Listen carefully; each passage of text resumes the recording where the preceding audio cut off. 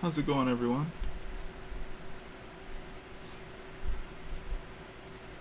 Audio is working well. Sounds good. Alright, so back at it, working on these pages for this comic. And this is kind of where we left off yesterday. Kind of been working on like this little double page spread format thingy here. And I kind of ended up doing like some of these figures a little bit off screen. These ones here.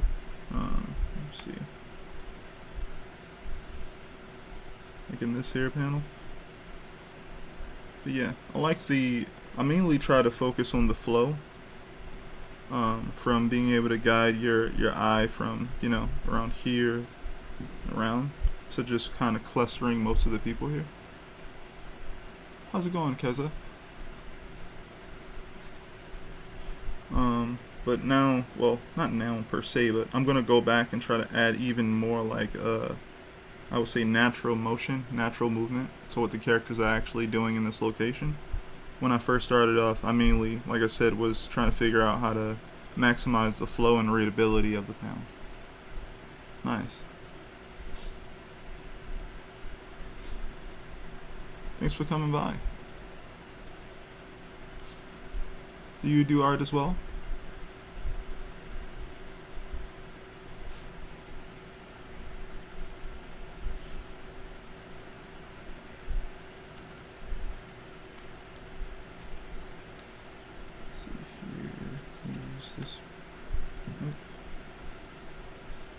Was it the rough pencil? No, it was actually the pencil.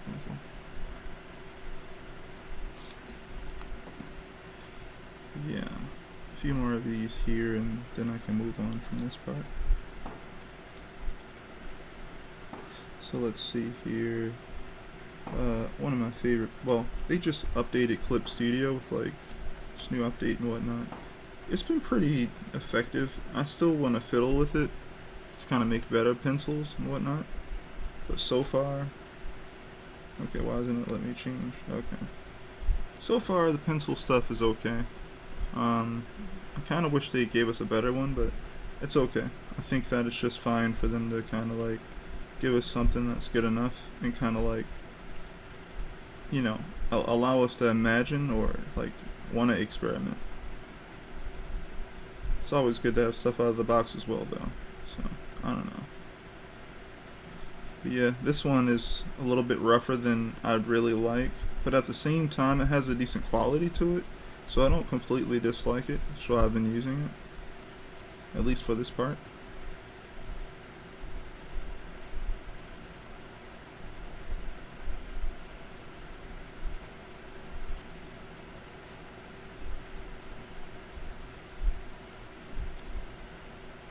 Yeah, how's it going, Tavon? How have you been today?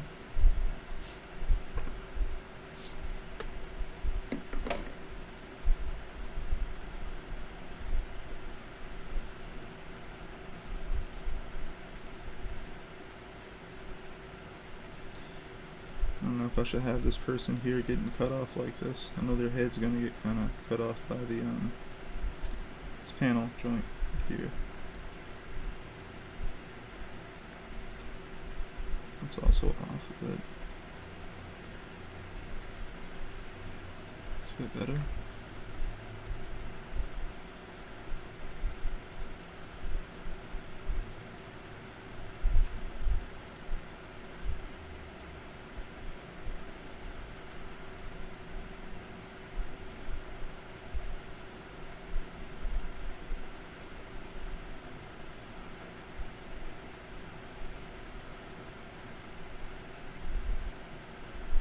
Alright, let's see here, I can zoom out a bit.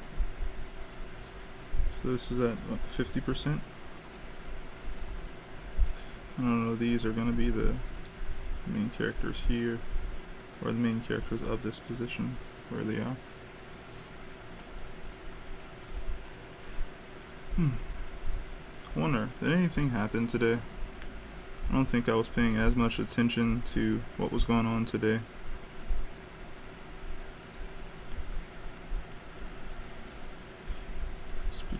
Just trying to enjoy the day and do the usual. Make sure the kids are good. Make sure the household is good. Same old, same old. Doesn't sound so bad. I hope the same old is decent.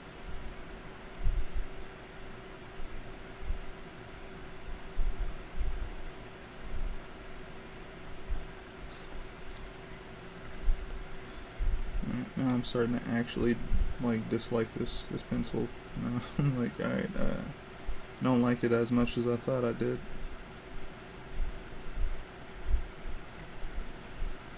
I can't wait to like get some consistent tools that I just stay with consistently. I say consistently too much. I think it does make a difference. I still haven't like fiddled with Clip Studio enough to where as though like, because there's some things on Clip Studio that I still don't understand how to like make work a certain way. But once I do give myself that time, I'll figure it out. And I think that it'll make just operating the program feel a bit better. There was a creator, I don't know how to, I would assume pronounce his name correctly because I haven't, I guess, said it enough or paid attention to it enough.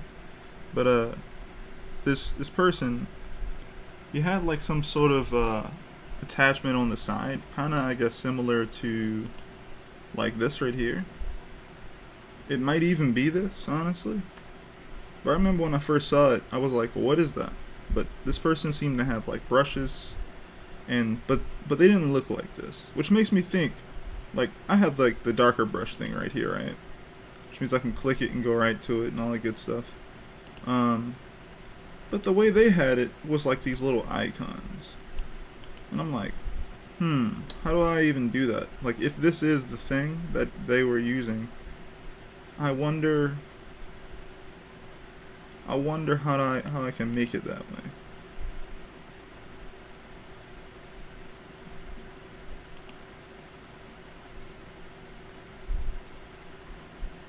I wonder. This could actually be the way that I'm looking at right here, and I just have not played with any of this enough to kind of figure that out.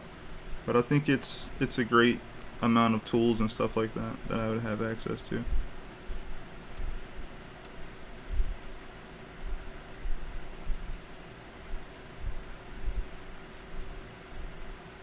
Because then, you know, once I have that, I wouldn't need this over here. I would just save all my favorite tools over here, like the G pen.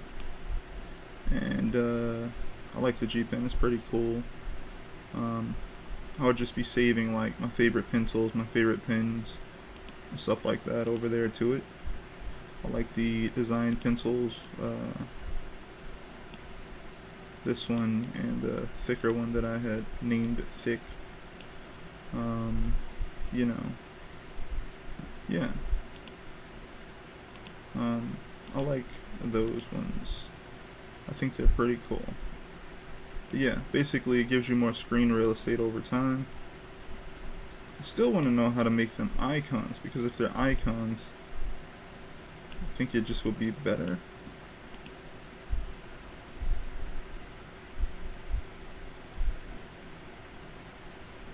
This is menu commands, pop-up palettes.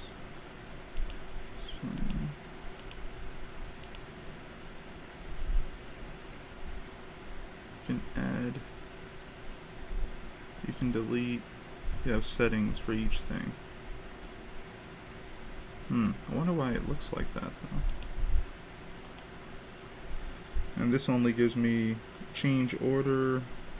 This is the quick access settings, which is like the same settings. Interesting. Yeah, I'm gonna go ahead and figure that out later, but right now this is what this looks like. This was the first set that was available, where like when you go here, by default these are your settings that you have access to. And as you can see, if I drag it all the way across, that's what I get. But the example that I saw was that these things were more like squares, and I don't even know if they had names under them or anything like that. I just know that they had icons. So one day I'll figure that out. But right now, not so much. Great. No, this isn't. Oh, okay.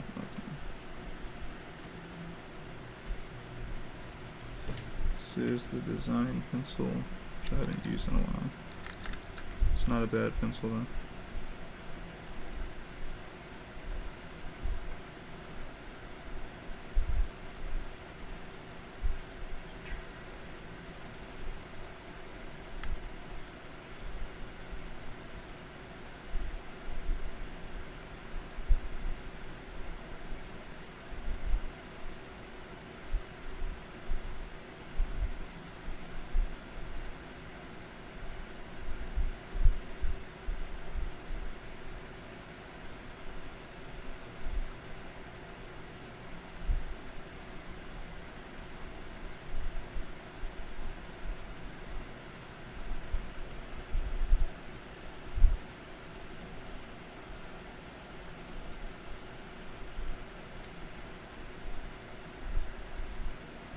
I wonder if it's like the same amount of real estate actually, now that I'm looking at this.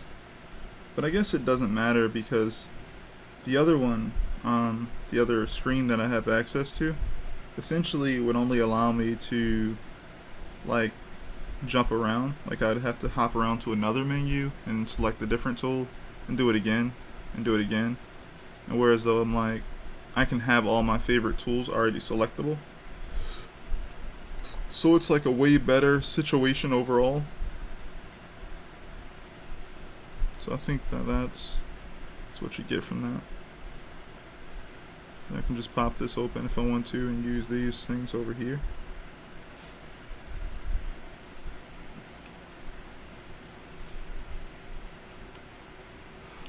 Oh yeah, and we're almost at 200 subscribers. So if you guys are new and if you like going over comic book content, if you guys are working on your own comics or even artwork, I usually do comic books and illustration.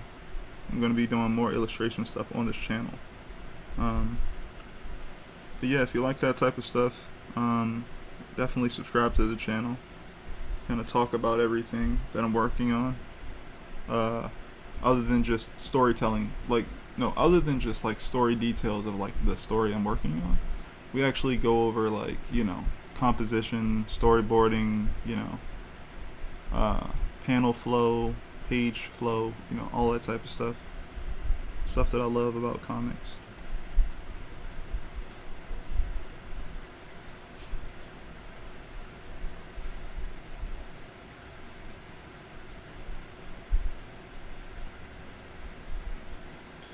Alright, so I think I can finally go over this now. So this is on this layer here. I'm actually gonna start coloring this one so I know it's that one. Do that. You can also lighten this up just a bit. About 75 is fine. Go over here. Go over here. So I have to watch out for this. What is this, an elbow? Yeah, watch out for this elbow or part of the arm here that they're touching.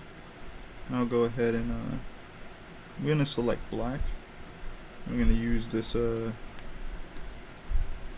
guess I could go with this pencil here. Or this, yeah, it is a pencil. Doesn't really behave like a pencil, maybe like a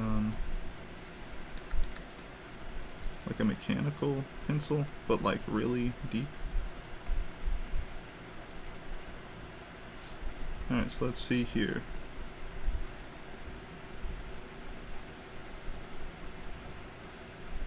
So I know good and well that no one's going to be seeing this close, so I'm not going to put as much detail onto this figure.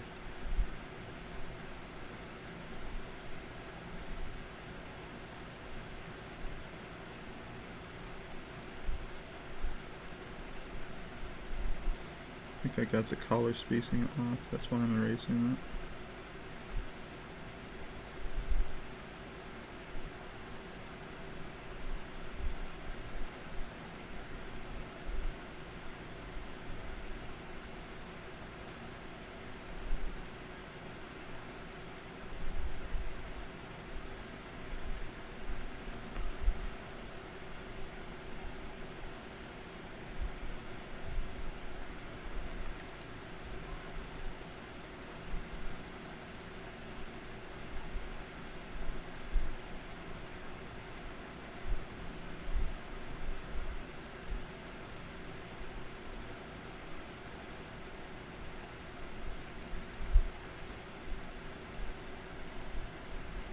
But yeah, basically, this is it's just my rough pass. You know, um, gonna go ahead and eventually even print this out and give it some definitive line work. But for now, it's just how I do things.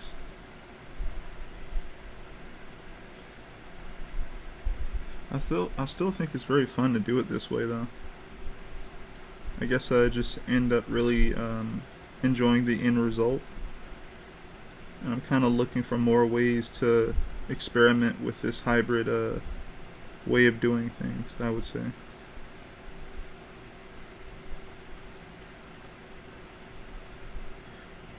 I think it's kind of important to be able to have some originals over time. If you do work on this type of art, and I usually take into consideration where I am.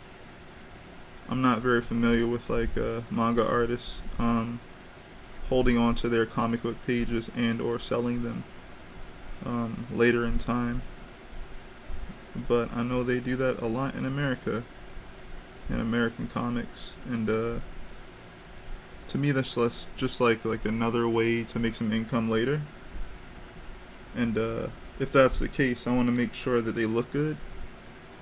So I just try to make the best quality product I can, while also like having it available for someone to be able to purchase later.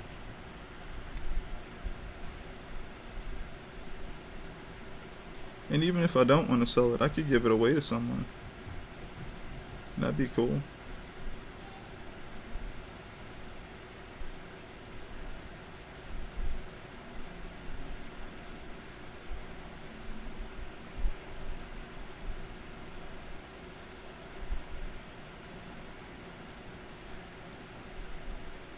I made him a little bit too tall here, so I'm adjusting the feet.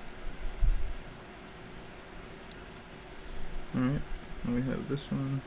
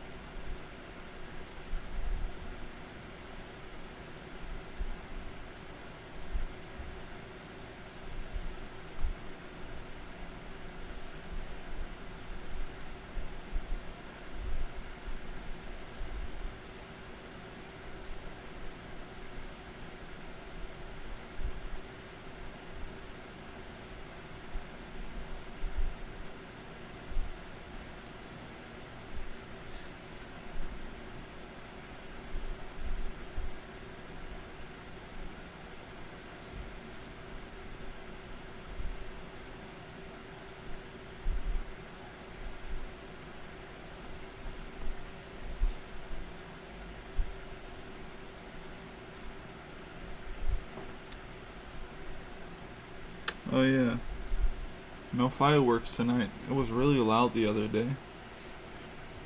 It's all sitting in chat, working on art, and then all of a sudden, I was like, oh, what's that? And it was just people shooting off fireworks in the background. And I was like, really? Right now? But, you know, can't really stop people's enjoyment of things, you know? It's cool that people feel that, you know, enthusiastic about celebrating this early. So that's pretty cool. As you guys can see, I'm kind of holding off on adding in certain effects here, because I usually try to hold off on adding in black. It takes a certain amount of time to do that, and also if you want to change your line work later, it's counterproductive. Like if you find out one of your lines are off, it's better to change it while you haven't filled in that space, because then it becomes a complete whole shape, and you technically end up losing your line work.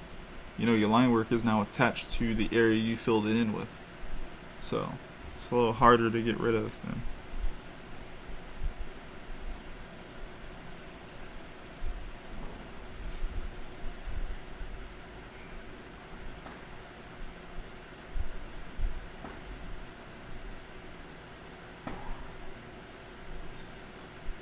Did I speak too soon? Do I hear fireworks?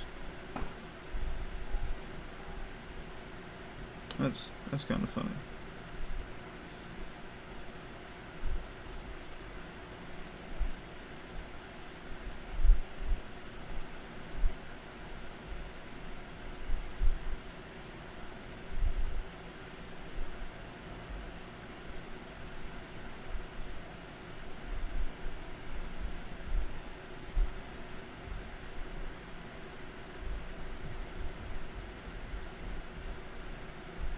This guy looks kind of like a giant here.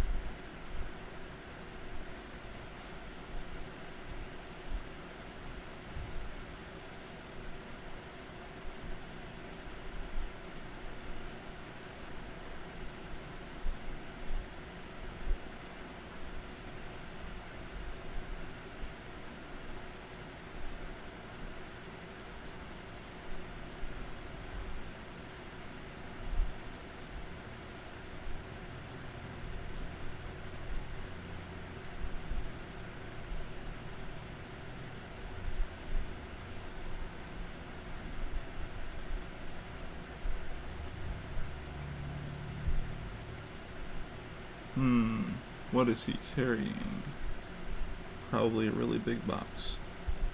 Or a decent sized box. Not a really big box.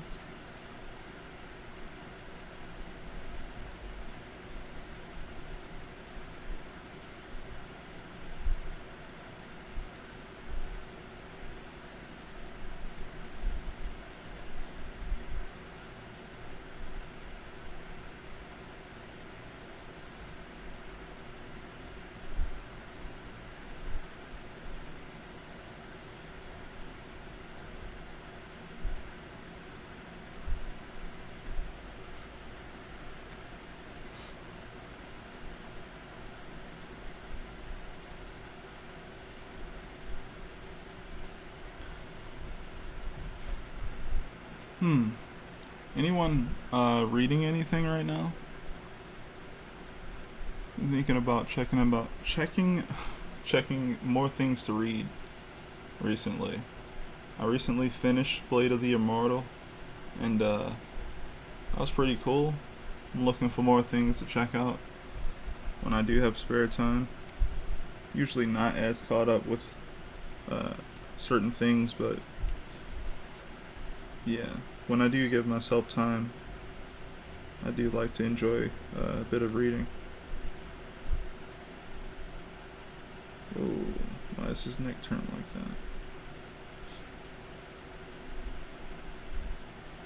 that? Okay, that's creepy. I have to draw his eyes in.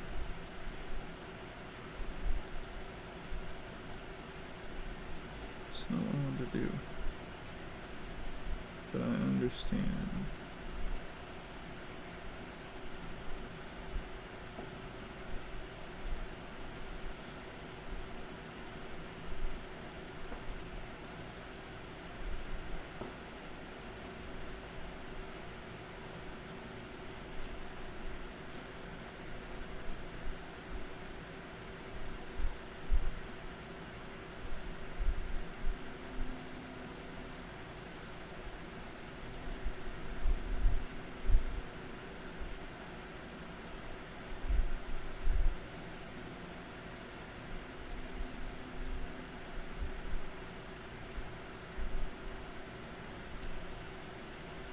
Read the Invincible comics. Tavon, that is a great idea. I haven't actually checked those out yet completely. I think I've only peered at the art that I've seen online here and there and been like, oh, this looks cool, you know? I've heard some concept stuff about what happens in some of the books, but yeah, I haven't actually completely checked those out. So that's a great idea. Thank you. I did enjoy the show. The show was pretty good. If you haven't seen Invincible by now, definitely check it out. It's worth checking out that show in particular.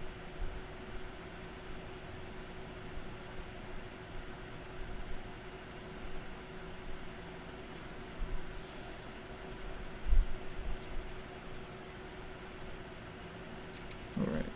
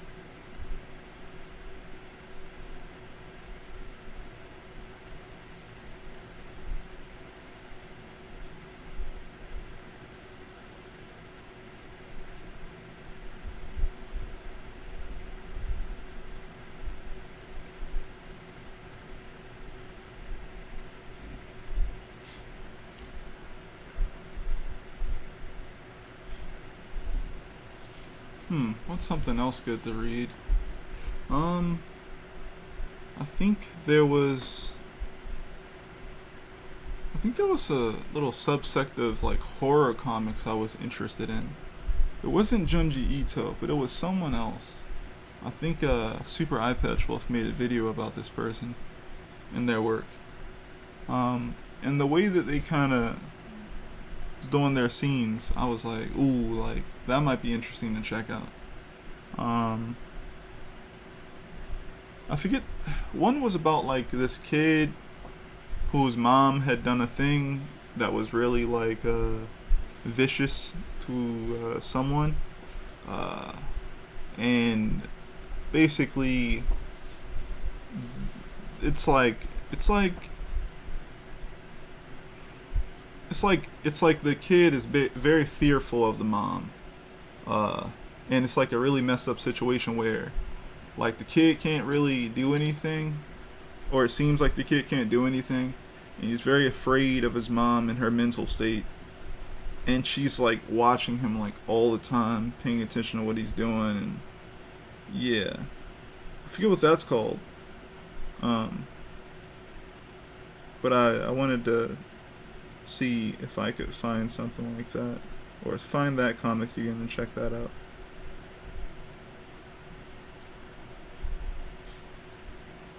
What's it called? Yeah, I don't even remember, man. My brain is trying to tell me. It can see like the cover art in my head. I can see it, but yeah, I want to check that out again.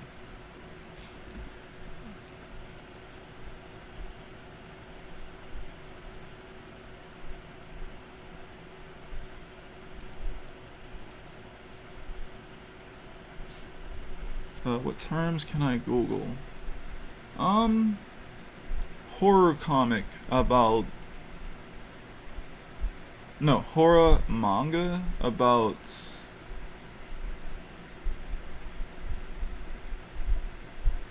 I don't know, evil mother? I don't know. You know what? I'll Google it. With those exact words.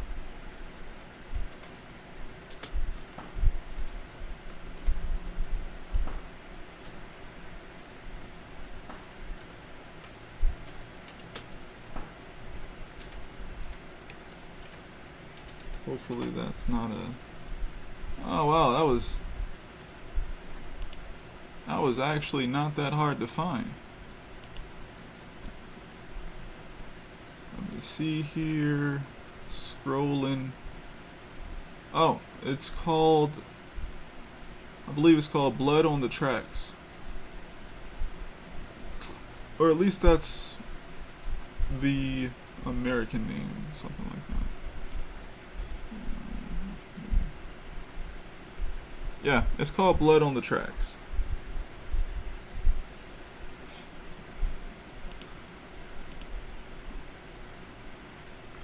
You like psychological manga? Yeah, those are when they're done well, man, they're really good.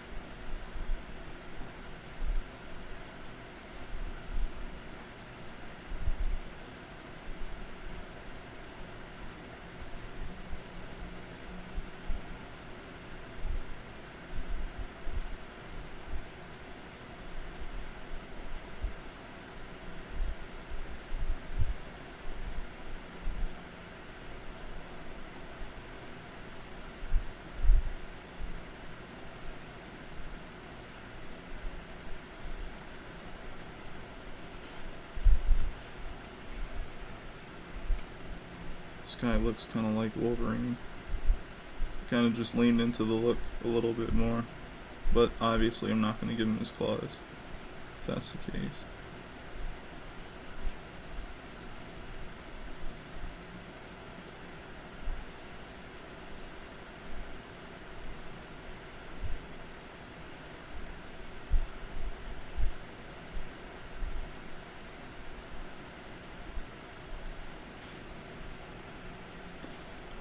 Okay, so we're gonna open this back up.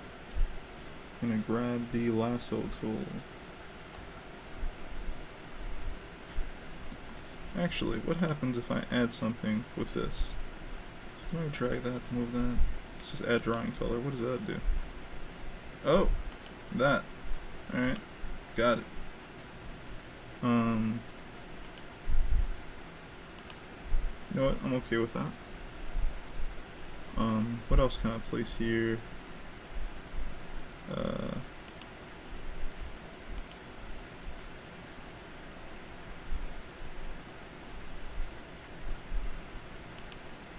See here. Can I add in the lasso tool? It's gonna go to this is menu commands. Okay. Wow, you can add all these? I thought about that. You can add in drawing color. Okay, cool. Not that I'm going to do that right now. You can add in options here. That's cool. And you can add in tools. Tool I'm looking for is from select. I want to use. Okay, why isn't it okay. It's from select. Maybe it's not select. Where's the weird selection area? There we go. Lasso tool, add. Got it. Got the lasso tool now. Cool. I'm still gonna end up having to use my other tools for now.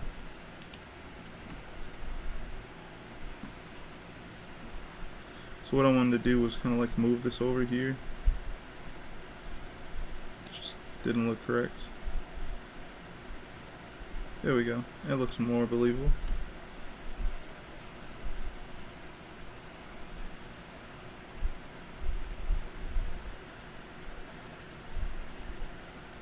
Go back to our pencil tool.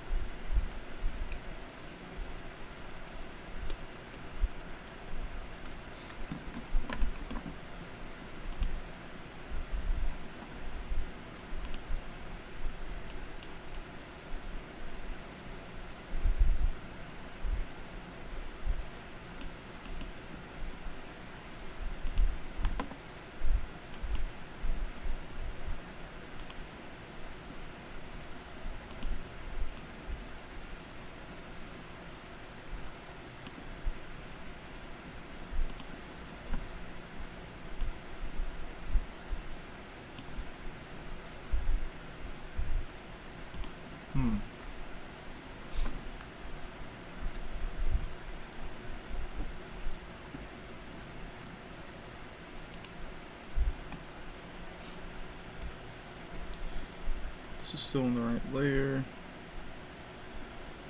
This body looks a little wonky.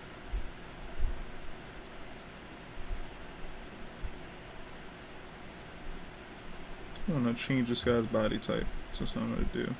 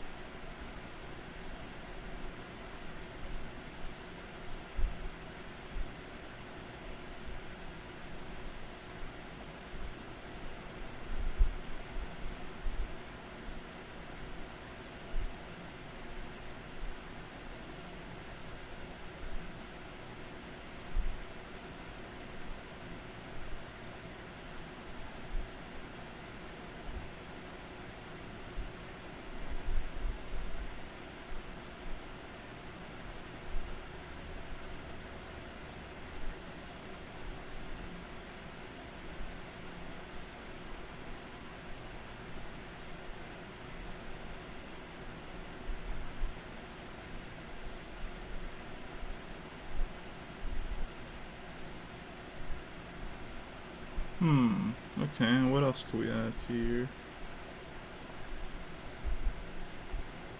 A bag. These bags, kind of like satchels, I guess.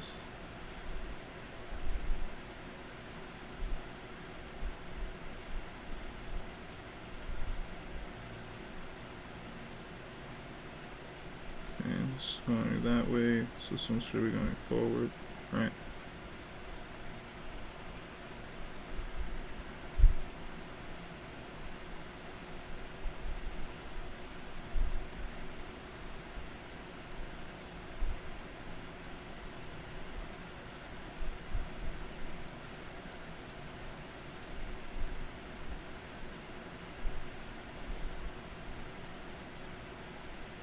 Okay.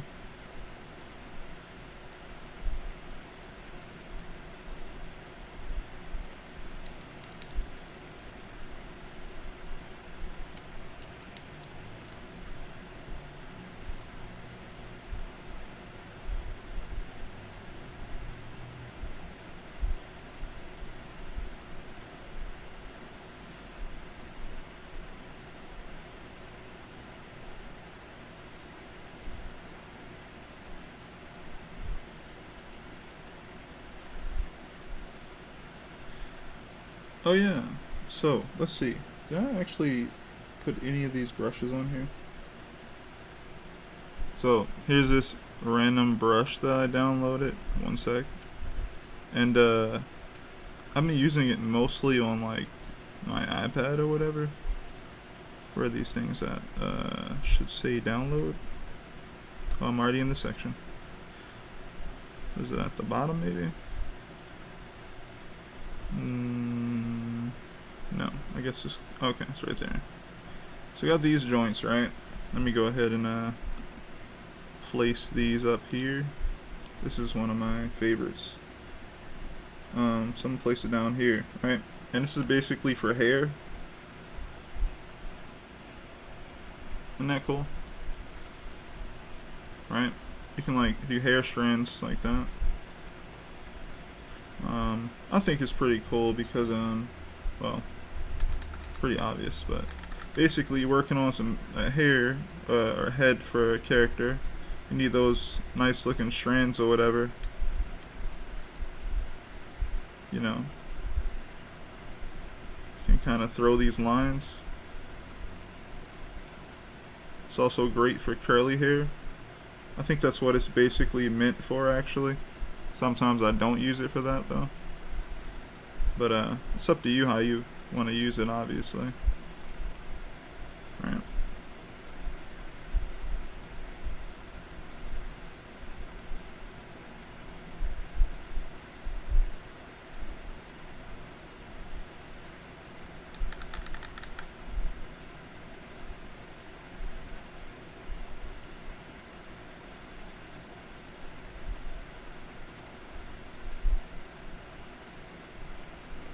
So that's pretty cool. It has a little, I believe, a little correction thingy attached to it as well. So it'll kind of like fix itself over time. That's pretty cool. I was playing around with these brushes, just seeing how they felt. And so far, a bunch of the ones I did get to check out are really nice to play with. So definitely check out some brushes if you ever have the time to do so.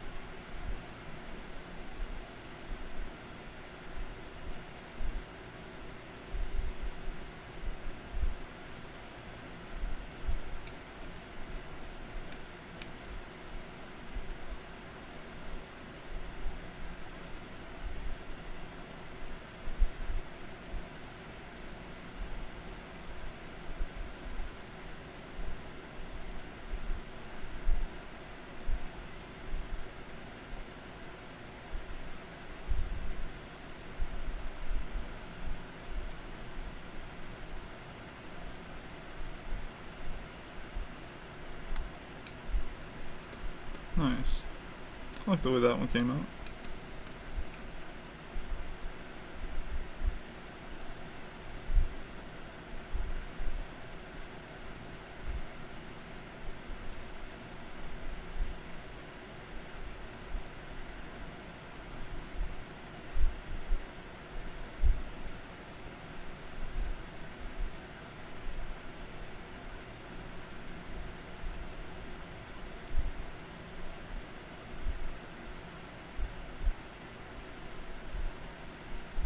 Some poor student getting that beautiful summer packet that they give you. You know what I'm talking about. No, it was to be like, yo, like it's summer break. Time for us to like be able to like have fun and play games and enjoy our time. And then it's like, hey students, before you guys go anywhere, here's the summer packet. We need you to complete all this work by the time you come back to school. And you look at it and it's like a freaking telephone book full of just work. And you're just like, God, why?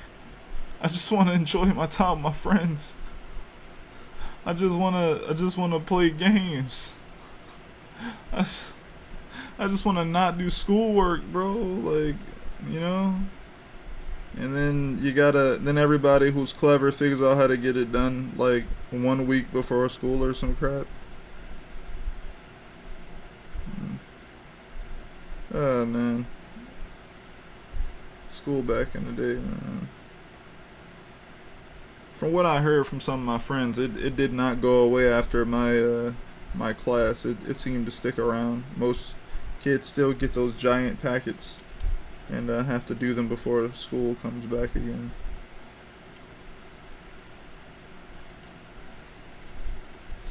It's kind of sad and funny at the same time.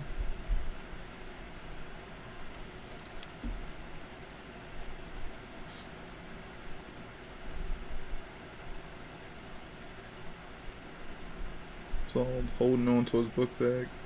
Book bag's just full of work.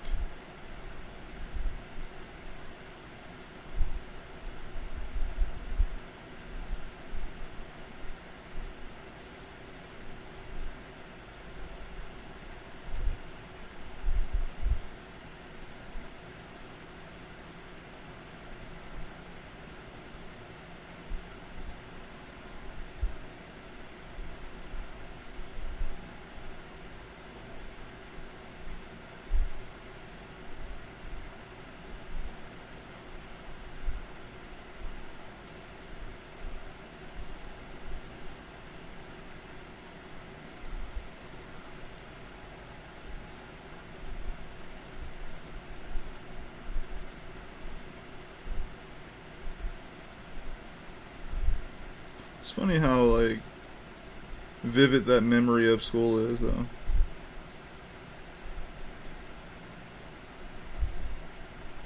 School. School never changes.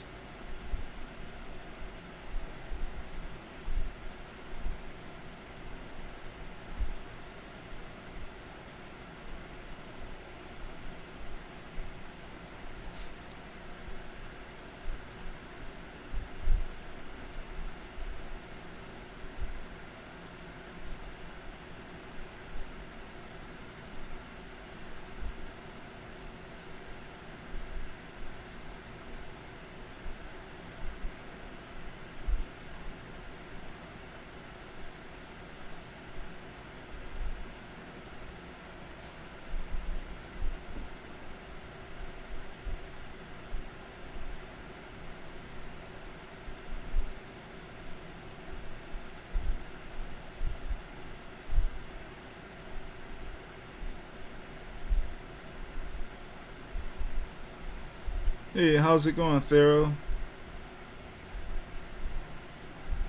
Definitely made sure I checked my volume this time to make sure everyone could hear me. Back in the full swing of things, you know.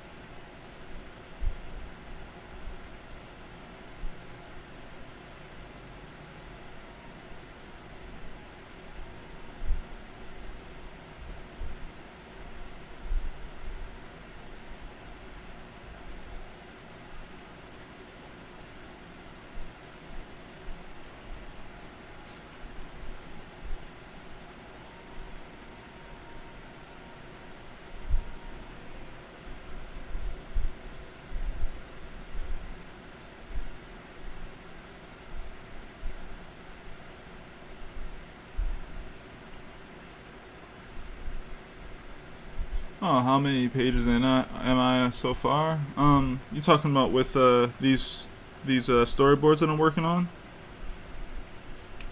With the storyboards that I'm working on, I'm only like what? Oh, I'm working on this page 12, I guess. It's a double page spread.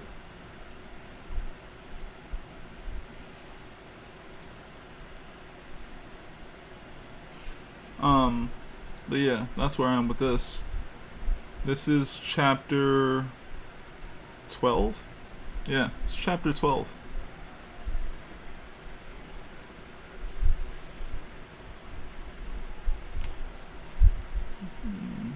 It's technically chapter 12, volume 2, but still have a lot more to kind of get through when it comes to preparing everything for like being like volumized, if you will. So until I get that done, I won't really make too many big announcements or anything like that yet. But yeah, that's a decent amount of work, I guess. Made it to volume 2, and this is what the chapter. The end of volume 1 was chapter 9. 10, 11, 12. Yep. So this is the third chapter in book 2. That's dope. Really happy to have even made it that far. Comics be difficult, though. A lot of people will say, well, they can be difficult, but they tend to be fun, honestly, when you first start. Unless, it's just work that you're not interested in doing over time. That's understandable.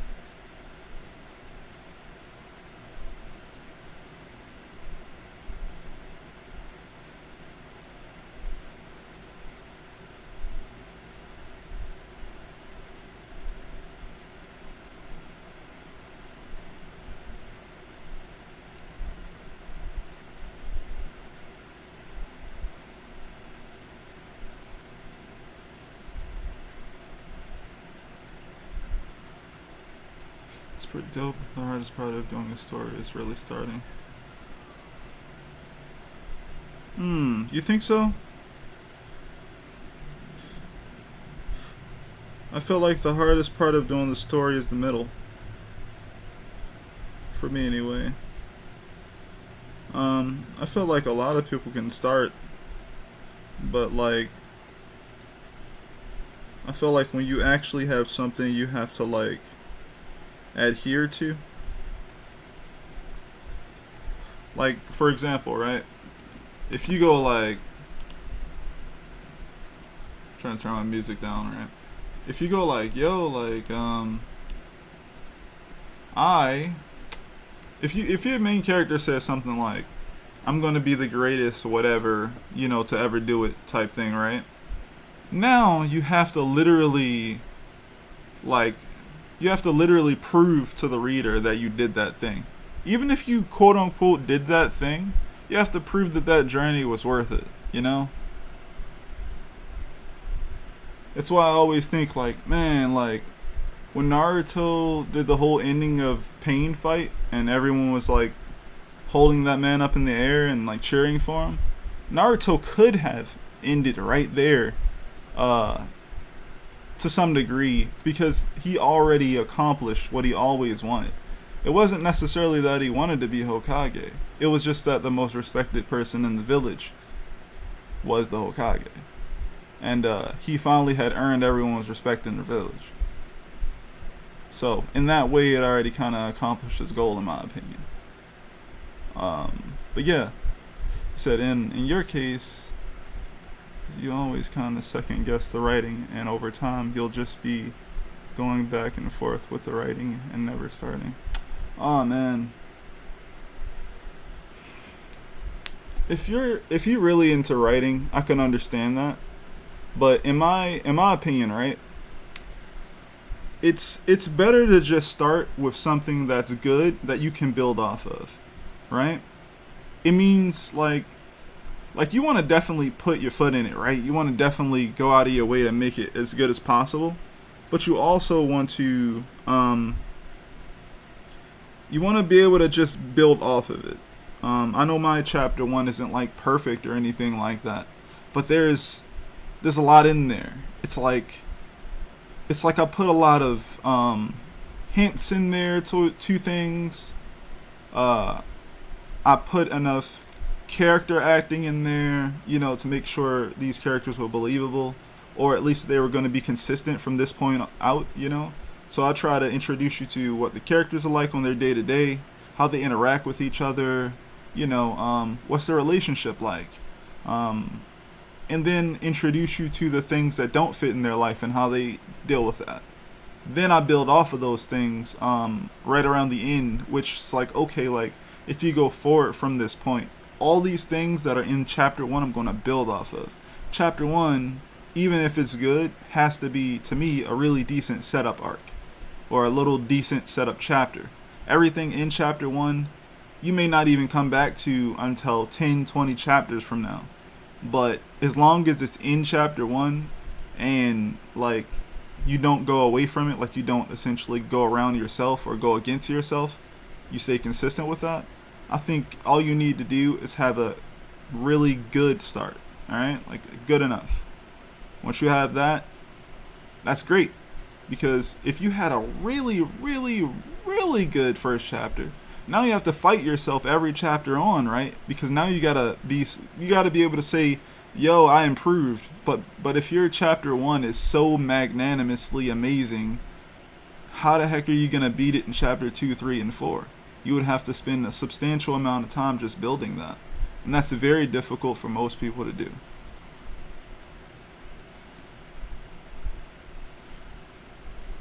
I think it's actually more possible to do that for me if I did that with art than if I did that with writing.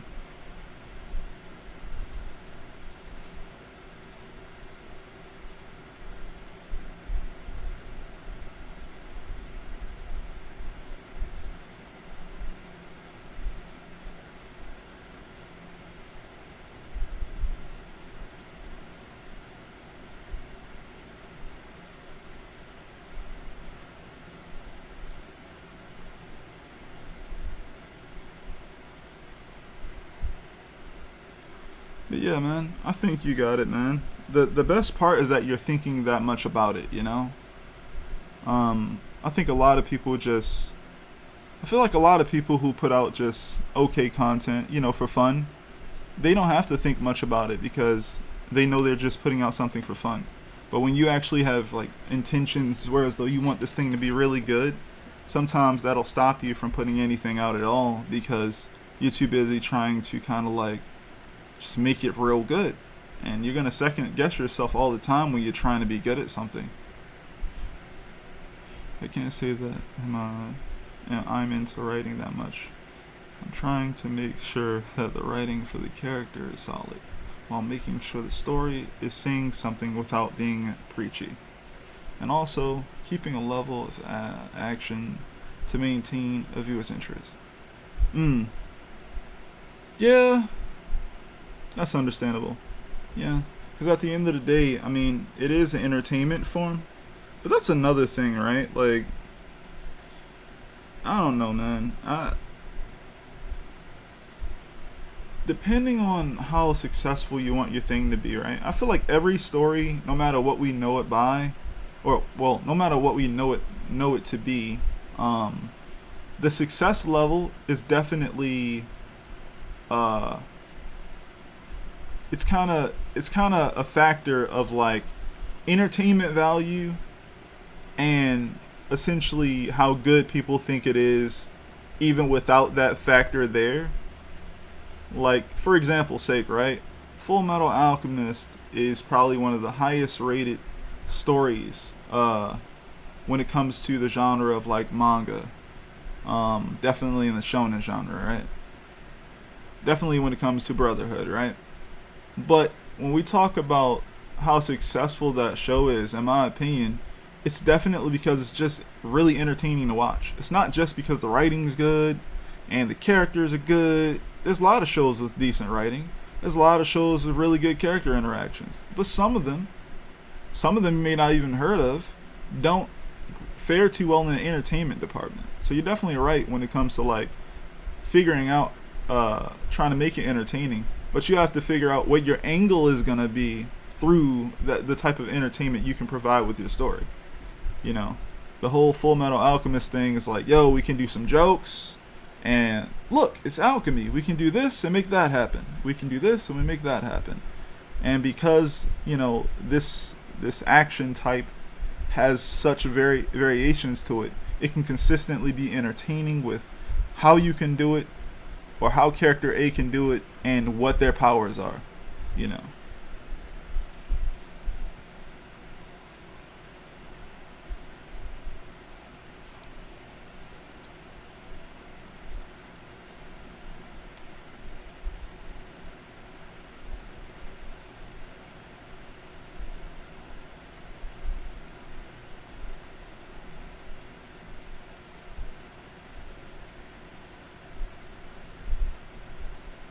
Maybe I should reread Full Metal. I kind of don't want to. I feel like I love Full Metal and it's great, but at the same time, I don't want to get stuck on like certain things from it.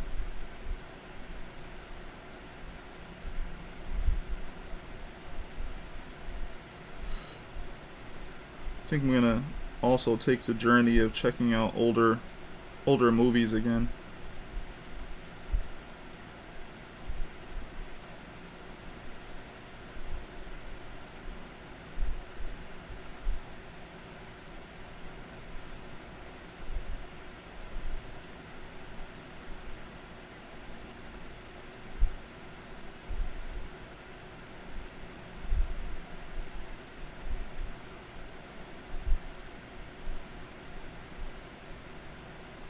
Hey Thero, what's your favorite manga at the moment? I don't know if I asked you that yet.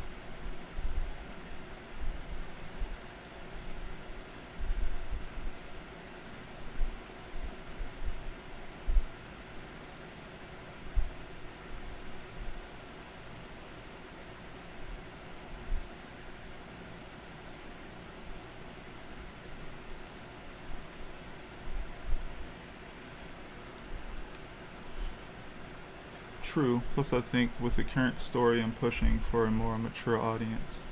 Right. There's this great old movie you should check out. Oh boy, what's the movie? What's the movie, Tavon? I'm interested. Vagabond. I haven't read much new stuff, but I did enjoy Chainsaw Man. Word. I love Vagabond as well. I actually plan on rereading it. Tavon, I don't know if you heard that sigh just now, but um, why Toy Story, Tavon? That's a good question. Why Toy Story?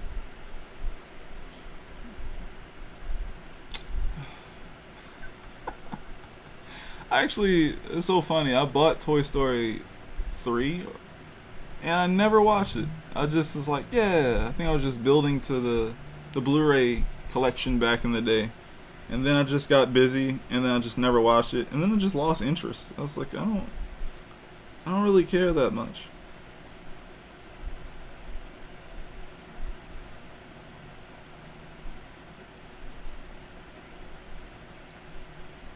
It's called Toy Story. But yeah, I love Vagabond as well. It's definitely, when it was coming out consistently, that was my favorite thing to read.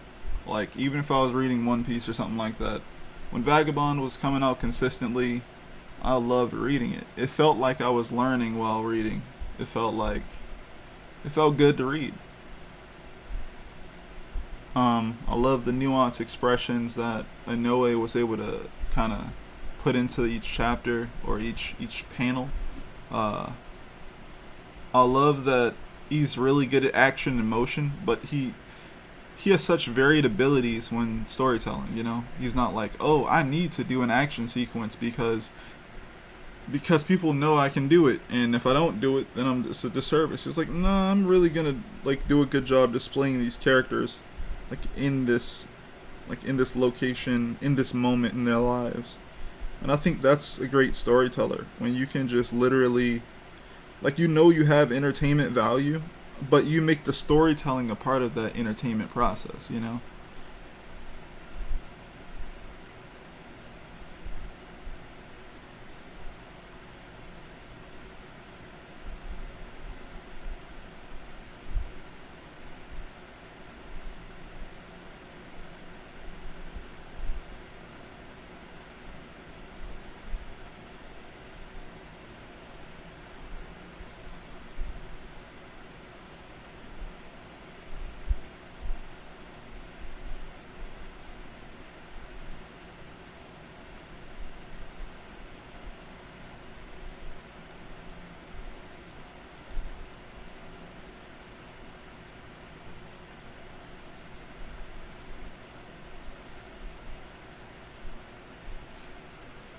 Same. Like, I don't think I've ever read a story where I didn't want the main character's enemies to die.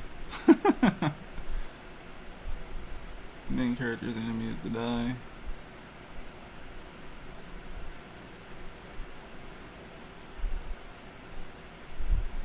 I mean, that's if they do a great job with their villains, right? Like I guess another good example would be Doflamingo from One Piece.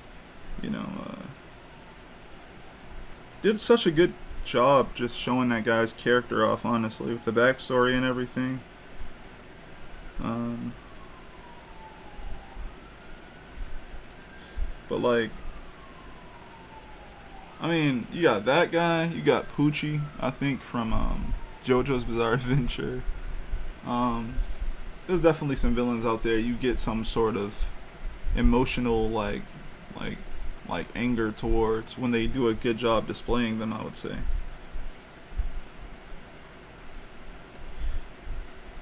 But also, there's some villains where they're kind of in a world where they may be villains, but you could also understand why they did what they did to some degree. Like, you know what I'm saying? Like, it's like almost like in the world of One Piece, when mostly all these people are like pirates, you're like, well, everything's kind of fair game, cause pirates. Um, you know, if you think about it from that point of view, and also the fact that they just kind of take advantage where they can, because they're pirates. It's like, oh, I have advantage here. Like, all right, we gonna take advantage of the situation. I need to read One Piece. I feel like it'd be worth it to catch up, but I'm lazy. Where are you actually? You said catch up. Where did you last leave off? Because I'm not in the business of spoiling my friends on story content, but One Piece is definitely worth checking out.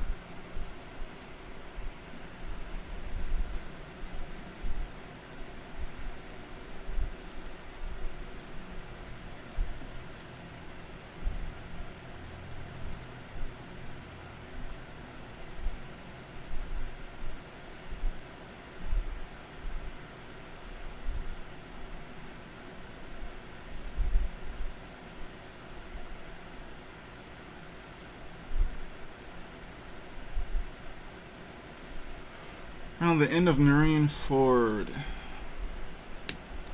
On the end of Marine Ford.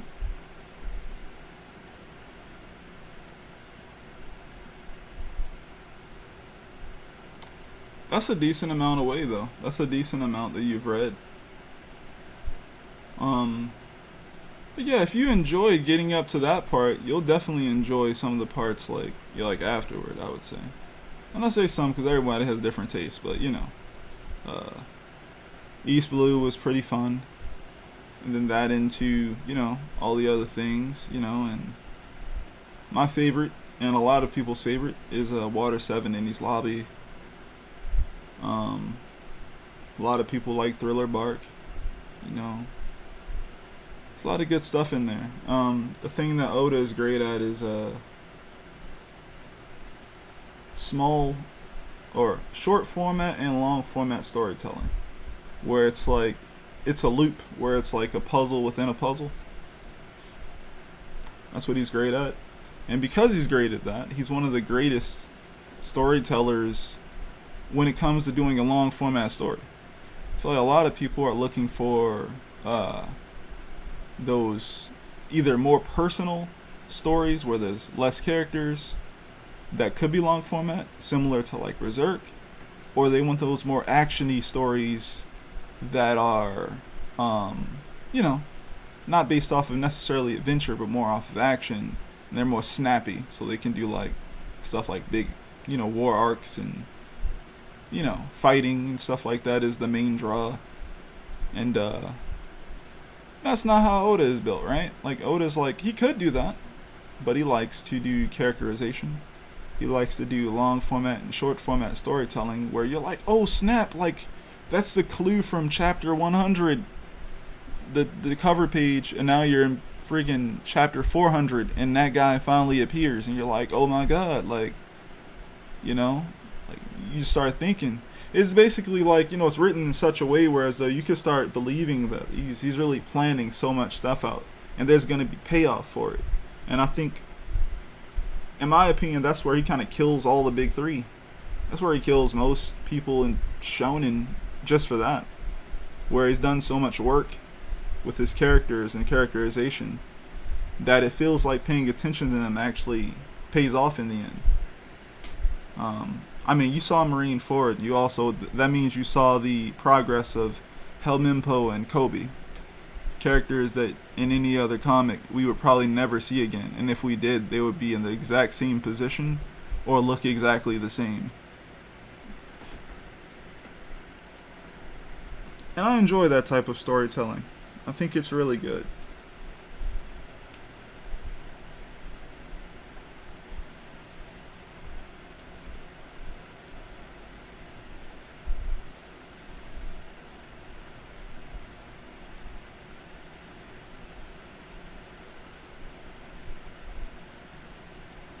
Wait, around the end of Marineford, you said? Does that mean you didn't finish Marineford?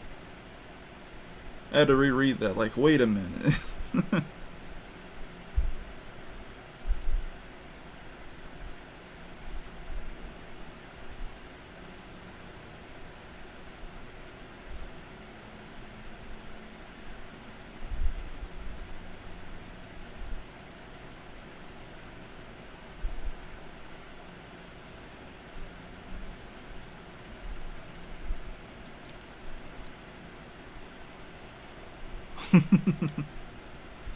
Oh man.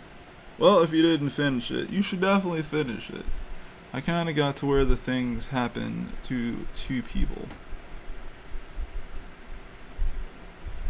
Kinda.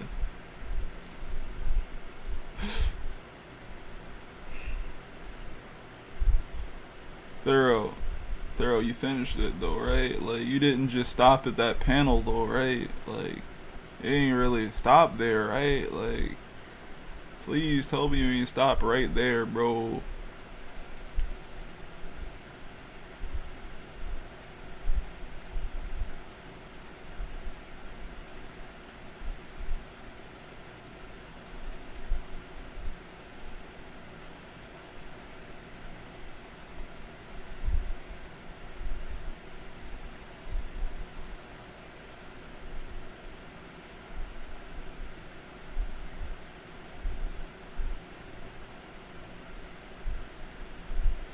Man, would you look at the time? My dog is drinking water and my fish is I'm gonna have to get back to you on that. That's okay, man. You take your time. I actually haven't I haven't checked out what is it called? Hunter x Hunter after the anime. I plan on checking it out, but I just haven't yet. Also, with the hiatus that's been going on, I've been hoping for, you know, Togashi to come back. But even if he doesn't, I very much appreciate the work he's already given us because I enjoyed all of it. It's like a snappier One Piece, if you will. All the merits that I could give One Piece would be like if you took One Piece, made it a lot shorter, and you trimmed all the fat from it, I guess. Like, One Piece doesn't actually have much fat at all, honestly. But it's just, I would say, since One Piece has probably over darn near 1,000 characters at this point, Hunter x Hunter doesn't seem to have 1,000 characters. But it has around 300 something chapters or something like that, I think. And obviously, since One Piece is up there, then it's like, it's a decent fraction of One Piece's length.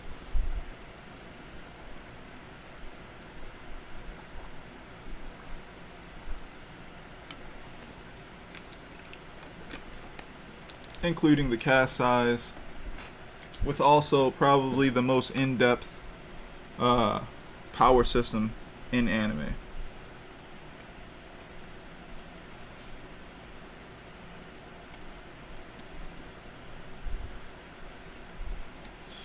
It's my wife's favorite anime as well. And I always think that's pretty cool. Cause I remember talking about it for a little bit, and she was like, "Oh, let's give it a try. Let's just check it out." And I was just like, "You sure?" And she's like, "Yeah, let's check it out." And she really enjoyed it.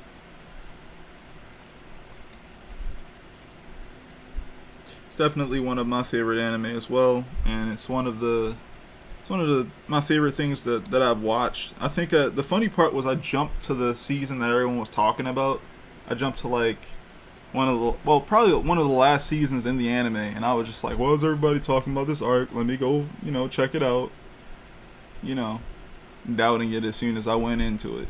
And then I saw something animated a certain way that I never saw in any other anime, and I was just like, "Yo, I kind of want to keep watching this. It's pretty good."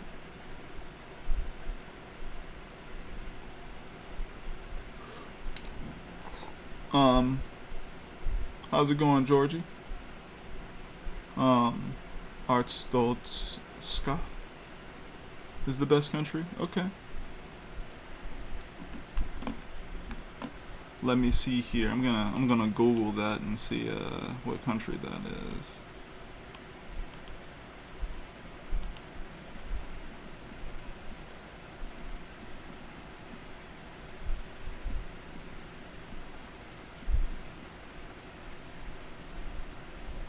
Okay.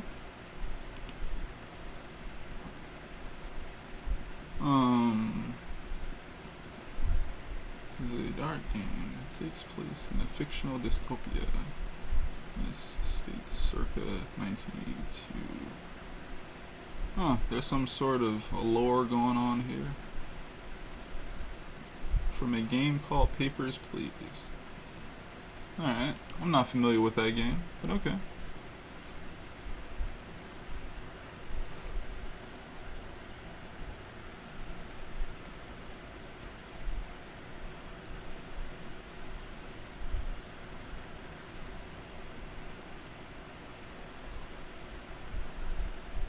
What do you guys think has the best, like, double page spreads in, like, manga? At this point, I'm leaning towards Miura.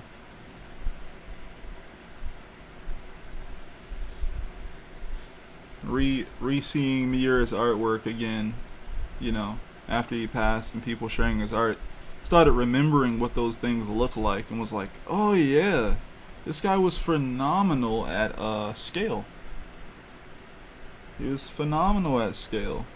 His compositions were good all the time, but when he wanted to really push the scale of something, he was great at it. I think that's what one of the manga he had ended up working on. I forget the name of that because I didn't read it yet. I was mainly only focused on Berserk. But yeah. Thero says, Berserk, Vagabond, and Chainsaw Man did a pretty good job.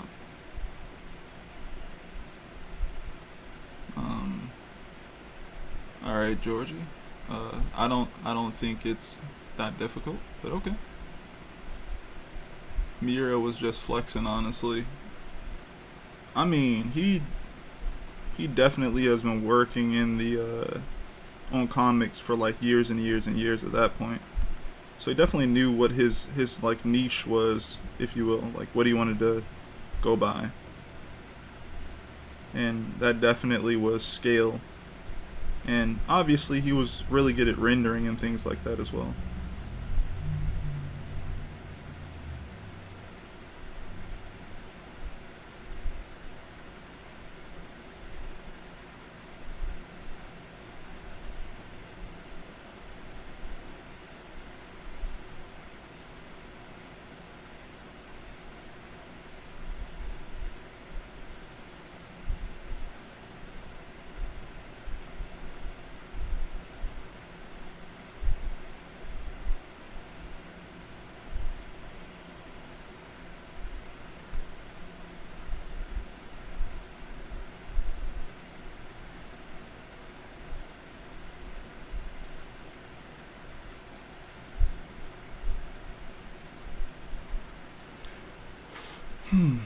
Who else has really good double page spreads?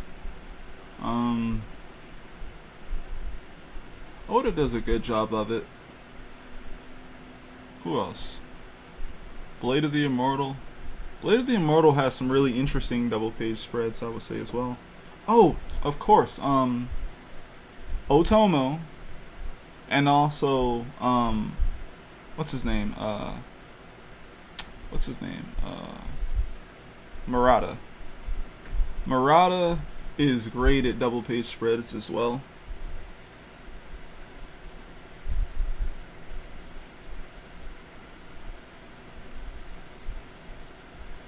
I've kind of fallen off of One Punch Man. I kind of peer in every now and then when he posts like stuff about it on Twitter, but I had fallen off a bit.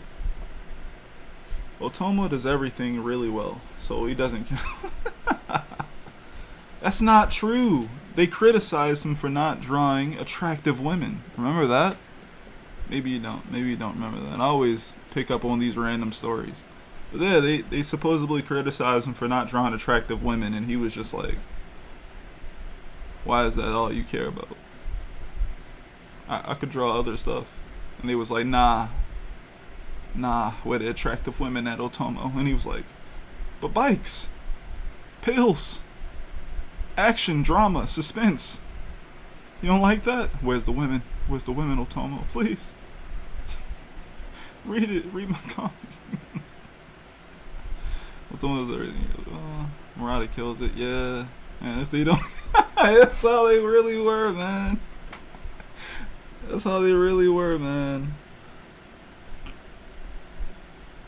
And I was just like, I don't know what the problem is. Like, if we read Akira, man, I always forget her name. I think her name is Chiyako or something.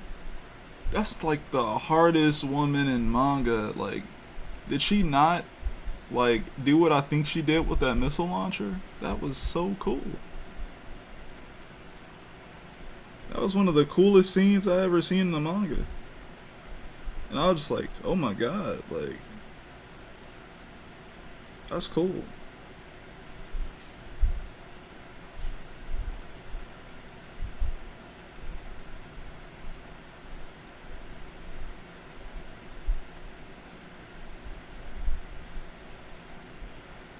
Yeah.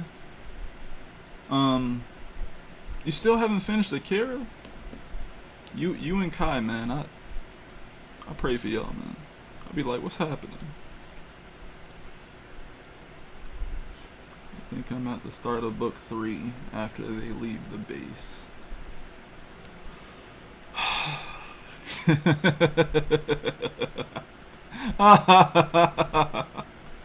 Hello, Kai. I didn't know you were there. But, man, I'm laughing because book 3 is kind of like you already can tell that the manga is different from the anime. But when you get out of book 3, you're just gonna really start seeing how different it is. And that's just gonna be awesome.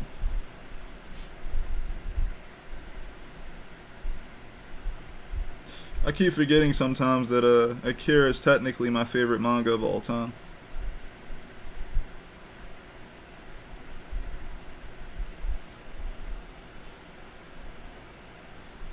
You're so ready for your collection to get there? How long is it gonna take? Did you get it off of eBay, I believe? I assume it might be eBay. Yeah, I got mine off of somewhere. I forget. Definitely wasn't like a store. Definitely offline. Yo, this guy is so out of place, man. I'm like, what are you doing here? I know. I can fix this. That's what I'm gonna do. Kind of has this extra feeling to him, so I'm gonna just make him a kid.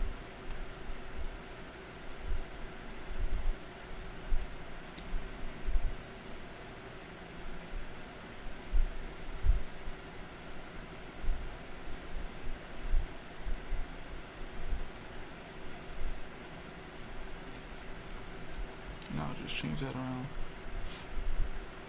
He rich. He ordered it from Otomo himself. All original pages. Yeah, bro. He got the color keys from Steve Oliff. Yeah, bro.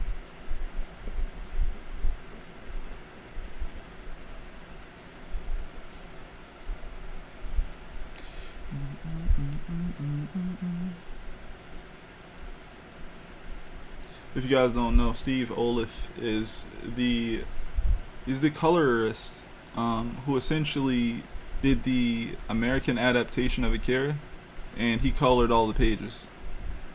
I actually really love what he did with those. He got approval from Otomo himself until he got so good at it that Otomo just was like, "You're on the right path. You're doing the right thing with the color compositions." You can definitely look up his work online, like what those look like. There are a bunch of like mixed media things, like you got like watercolor and different types of paints, markers, and all types of stuff. But he would just print out like Otomo's work onto a certain type of artboard and would just work on it until it looked the way he wanted it to look, I guess. And then he would like send copies to Otomo. I don't know how they did that. I guess they sent it in the mail or something. Like I don't even know. That was interesting. I remember when some color keys started showing up online some years ago, and people were like, "Yo, like I own a copy of that." And I'm just like, "Oh man, I would have loved to know that that was even available." But I was definitely probably broke at the time, so I probably wouldn't have been able to afford it.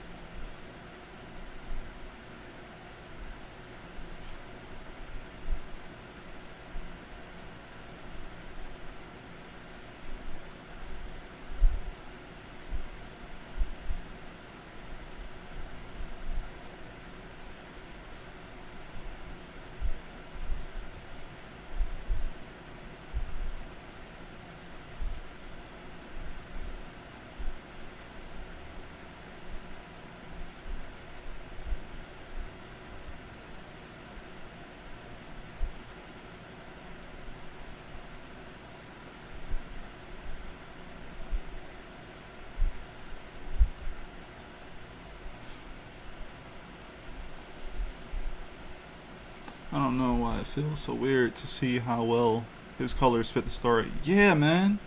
Like, he was really good. I think Steve Oliff also ended up, I forget what it's called, like Pentagraphics. I'm probably off, but I think he created a studio with someone else. I'm not sure, but they ended up working on Spawn. I think he was one of the first colorists to work on Spawn. So the reason why Spawn was also ahead of the game, not only because of its high quality paper back in the day, but Steve Oliff was on the colors for Spawn eventually, and it just got an extra level up until all the other colorists were able to like catch up to him.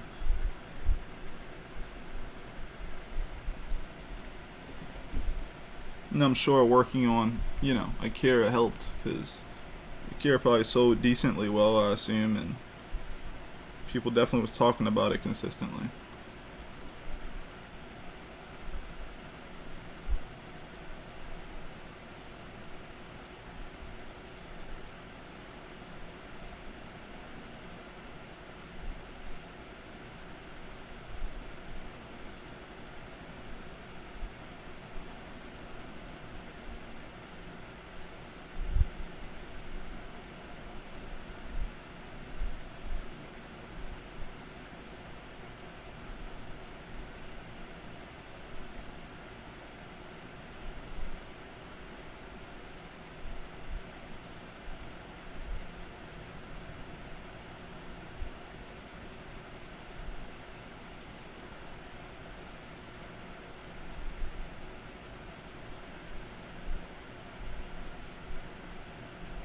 But yeah,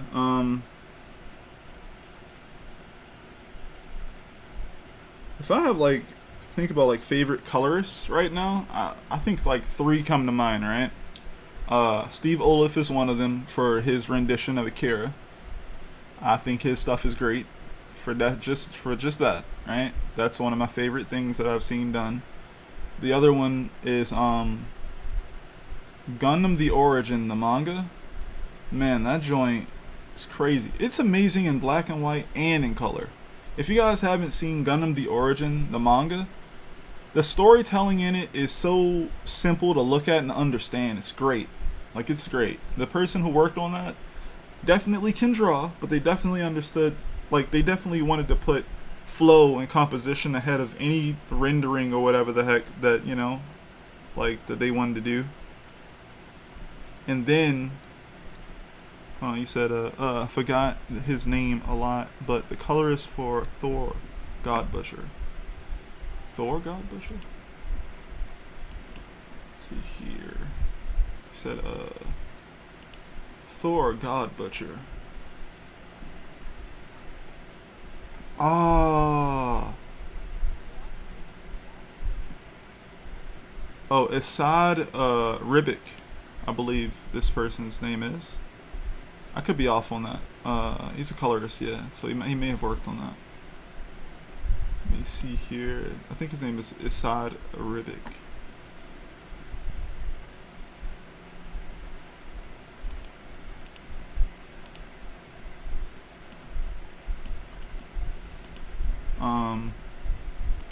Looking up images right now. Yeah, this guy is dope. Yeah, I've definitely seen his art on this book. It's a really dope looking book, actually. Yeah, that's him. He killed it. Like, the combination of pencils and the level of rendering he does is perfect. Yeah, Thor, like, I've been hearing Thor has some really good looking books. Like, they let people kind of let loose with, like, their, like, artistic, you know, flair on Thor books because it has to look epic, you know?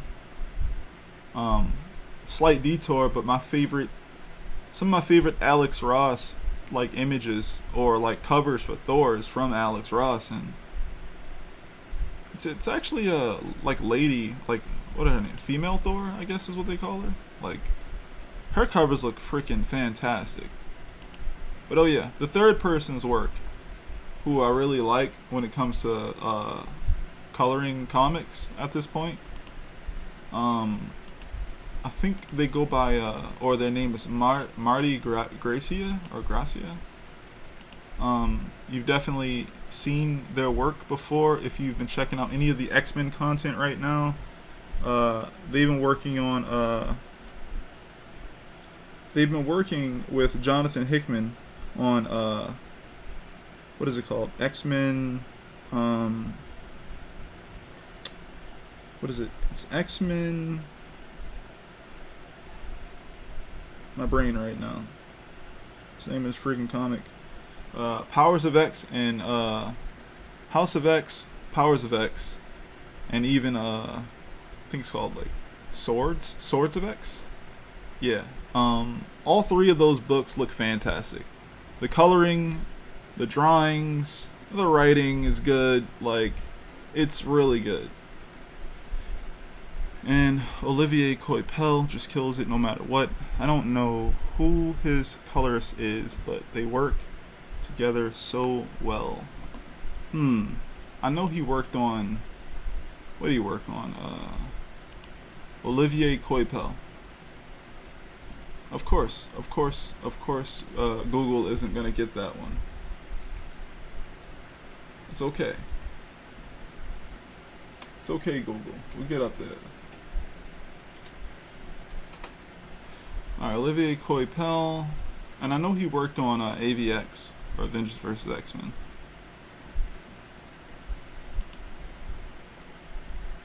Yeah, I don't know who worked on that book as well, but that looked decent. I bought the book, actually. I bought a volume of it.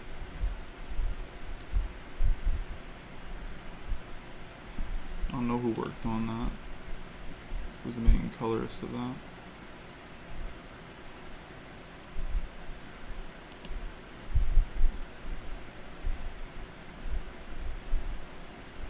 But yeah, I like Olivier Coipel's work. He's really good. Did a comic for Netflix too. I think it was a Magic Order or something like that. Oh, nice. Did a Thor book and a Spider-Verse comic. Nice. Yeah, my favorite American comic book artist right now, if we're talking about just beautiful looking pages, man, Pepe Larraz. It's kind of like killing it right now. Like he's been working with Jonathan Hickman, which, you know, it's kind of not fair. Jonathan Hickman is like one of the closest things. No, I'll talk about like how Oda's writing is when it comes to like weaving things together, like kind of like bringing something back, you know, and stuff like that. Like actually knowing your timeline, knowing what you put in the story, and knowing what's there, and putting breadcrumbs and all that good stuff, and making it all make sense in the end. That's kind of what Jonathan Hickman is consistently like as well. Except he's doing that for Marvel, not doing that for his own story, you know, for what he's doing for Marvel.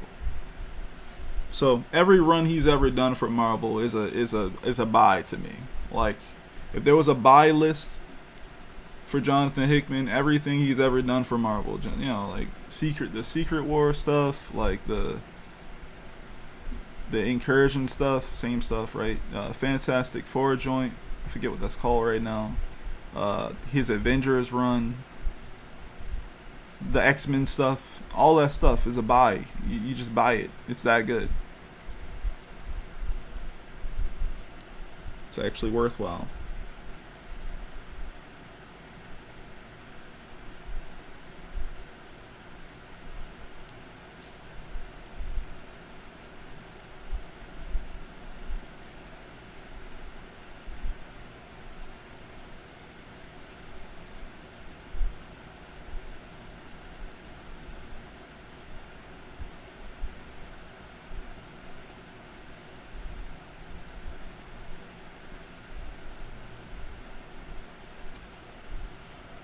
I always hear good things about him and Jason Aaron when it comes to writing. Oh, Jonathan Hickman? Yeah, man. I wasn't a fan until I just started checking out more and more of his work, and I was like, wait, Jonathan Hickman worked on this too? Wait, Jonathan Hickman worked on this too? Wait, he worked. It's like, oh man. Wait, read Animal Man? Animal Man? Alright, let me go look that up.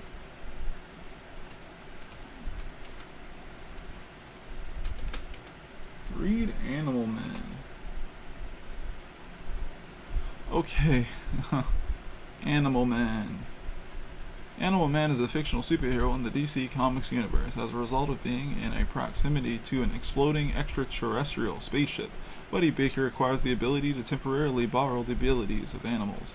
Using these powers, Baker fights crime as the costume superhero. Animal Man. This sounds fun. It's a jungle out there. It's just got Animal Man.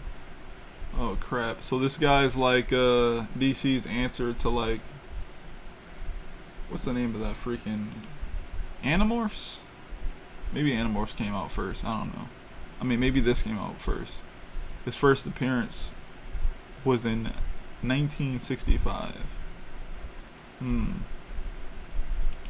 First publication of Animorphs. That's not what I said. Thank you.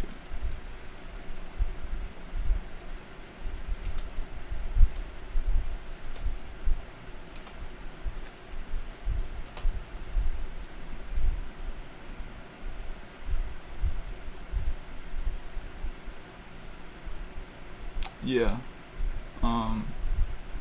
Yeah, that definitely came out before Animorphs.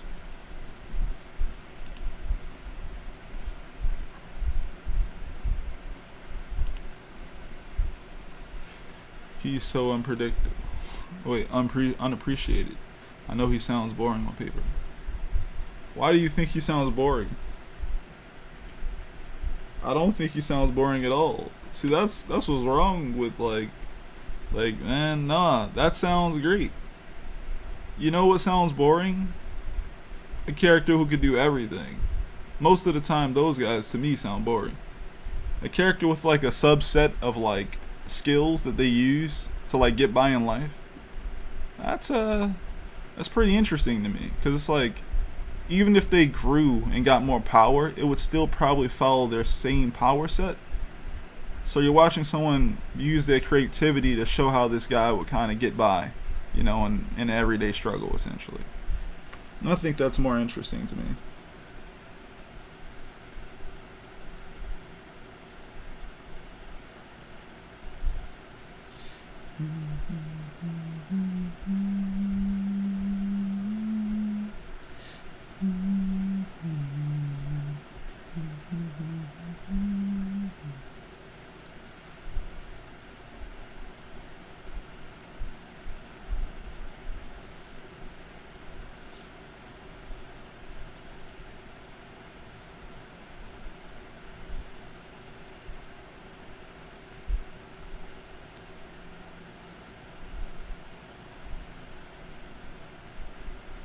But no, yeah, he doesn't sound boring to me at all. I'm actually interested in checking him out. I'll probably end up checking him out. Animal Man.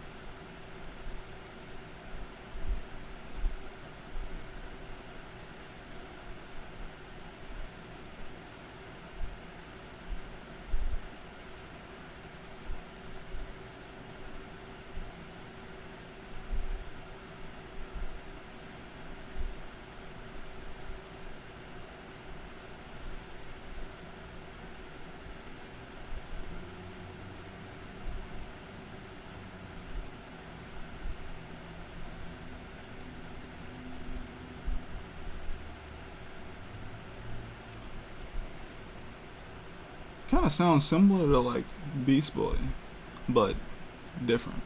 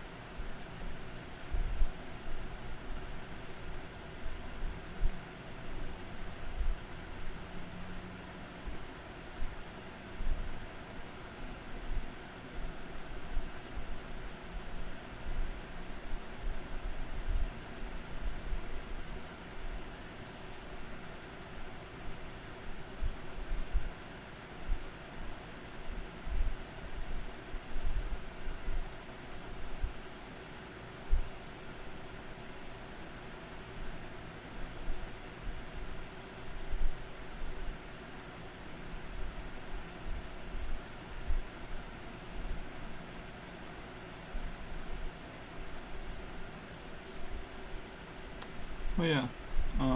I gotta periodically say it. we're almost at 200 subscribers, everyone. So if you guys are new here and you like to work on comics or you enjoy this type of content, make sure you subscribe. I put up videos every weekday at 9 p.m. Eastern Standard Time. So yeah, if you don't want to miss that, go ahead and subscribe and I guess hit the bell notification thingy. Yeah.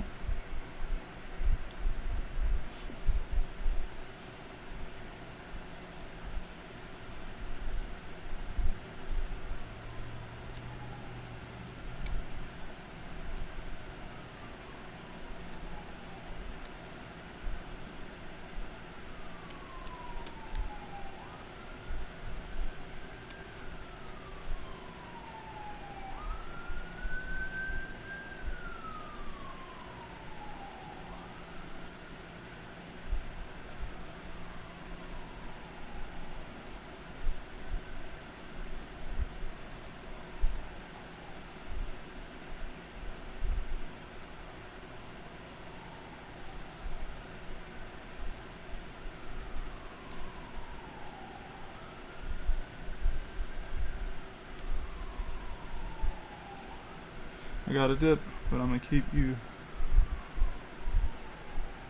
tapped. Enjoy the rest of your stream, fam. Thank you, and hopefully, if I get another chapter or two written, I'll chop it up with you about my comic. Of course, man. Definitely enjoy helping people work on things. But yeah, I'll see you later, and thank you.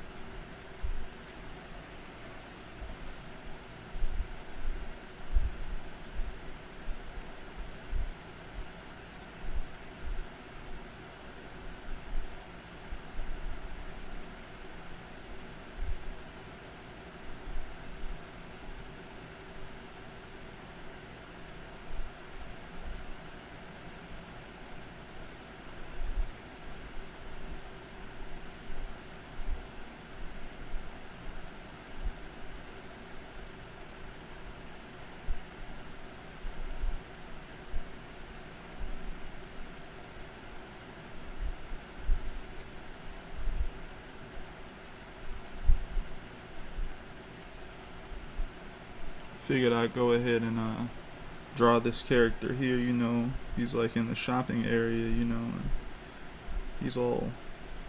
First of all, this lady's actually too tall. You know, adjust her size a bit as well. Yeah, about there. She still looks really tall. About there. And adjust his size just a little bit.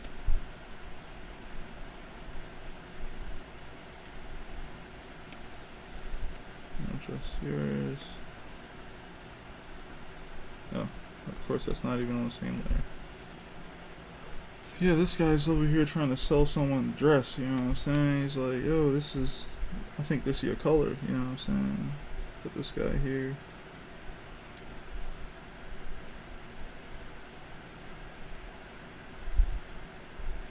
Wonder if anyone will get that reference.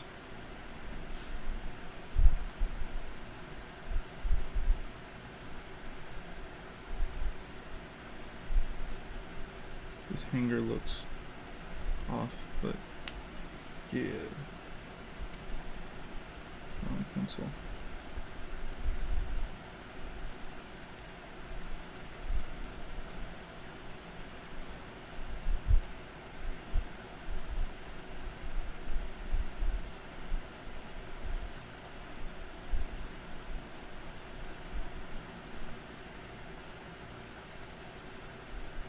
so this one is the last figure I think I need to worry about on the page, on this setup here.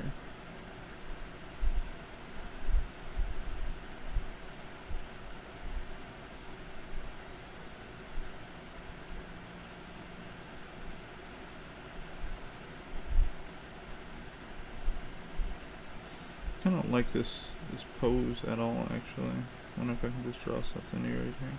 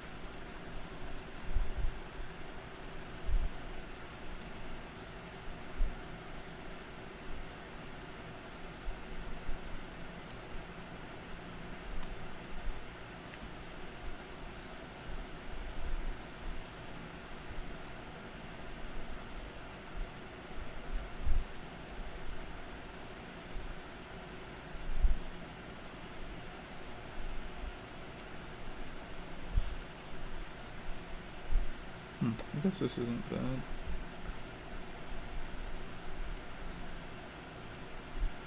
I think I would like to just move her over.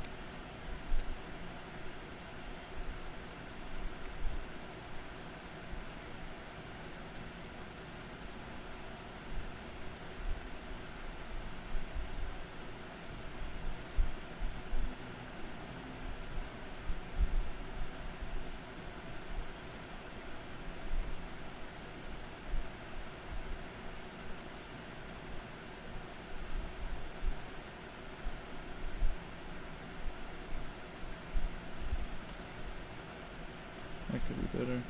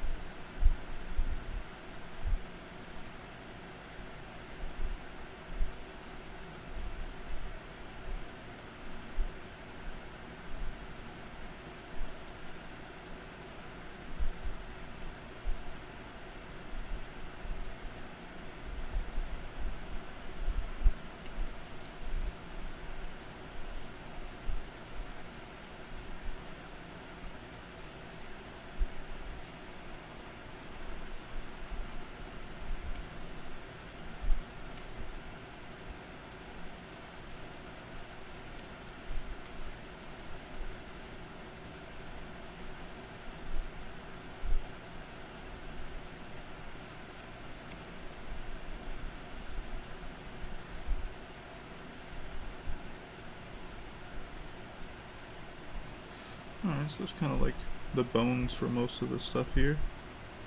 See here.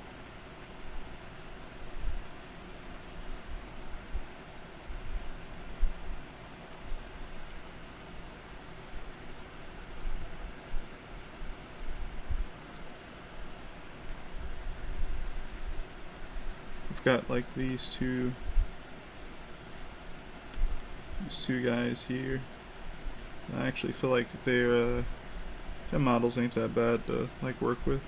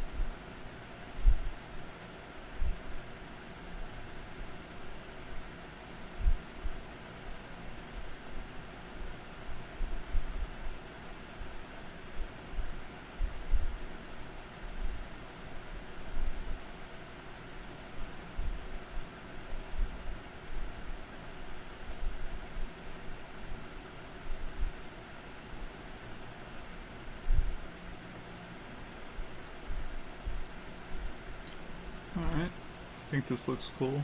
Time to make him skip leg day because leg's kind of thin.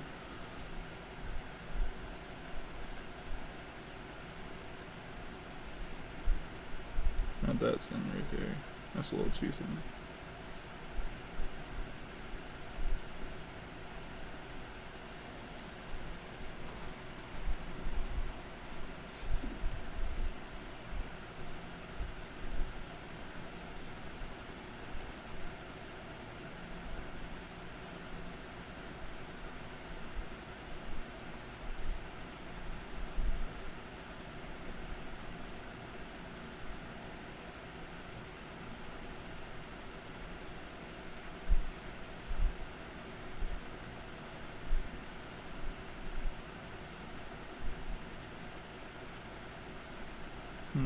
What else can we have here? Strap.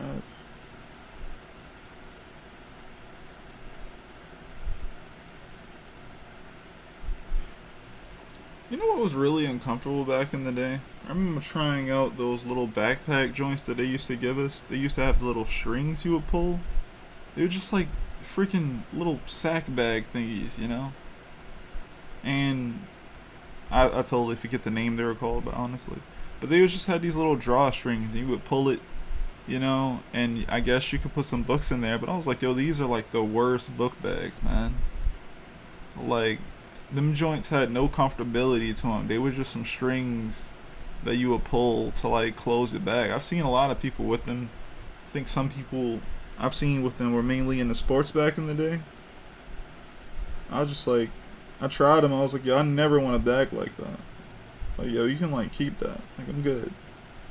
I used to get them joints away at like all the little college fair joints.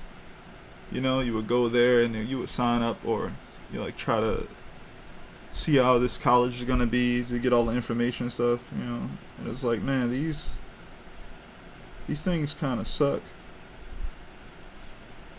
Don't like them at all.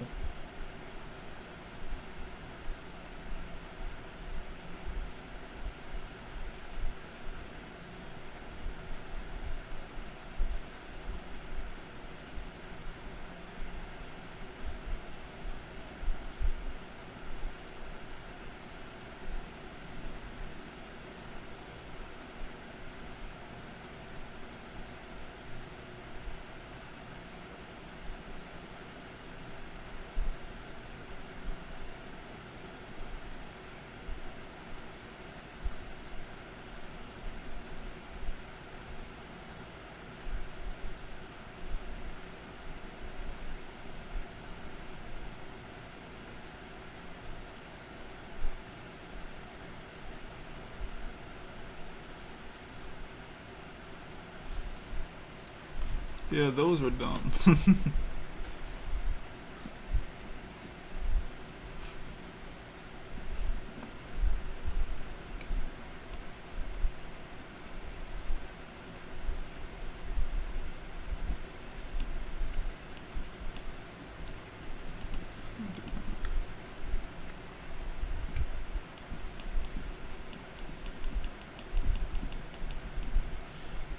Alright.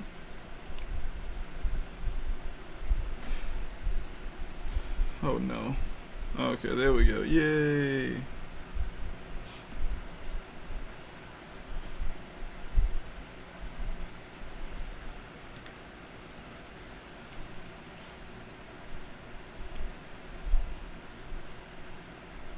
I think this will be the last page I'll end up working on.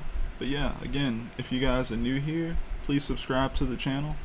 I think I'm about 2 or 3 away from 200 subscribers.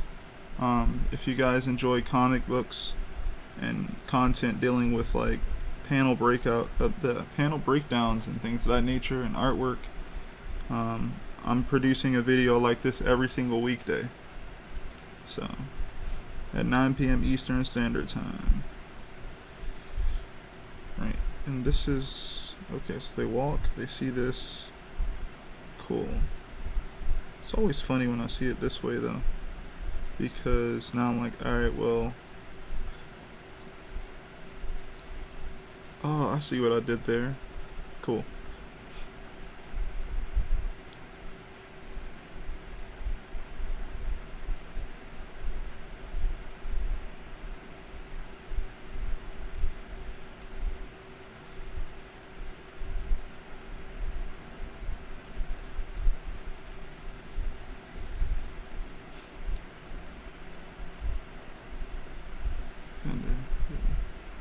Two more? Awesome. Really close then. May not be this stream, might be the next stream, but that's just fine.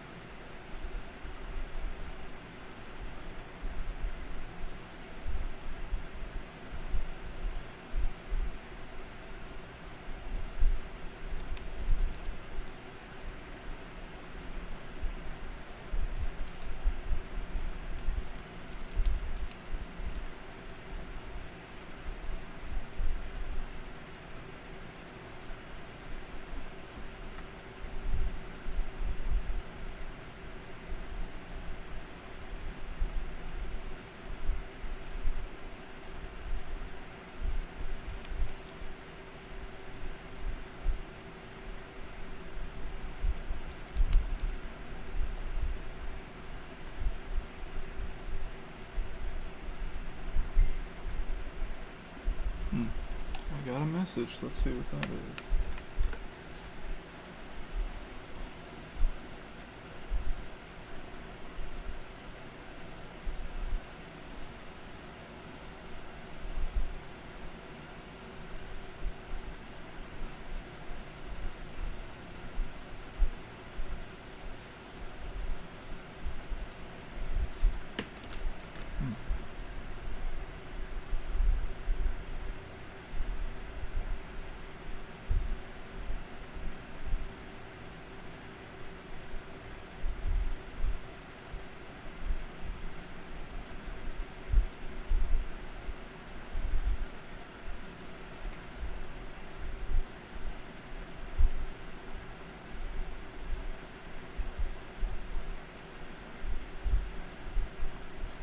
Oh yeah, small update, right?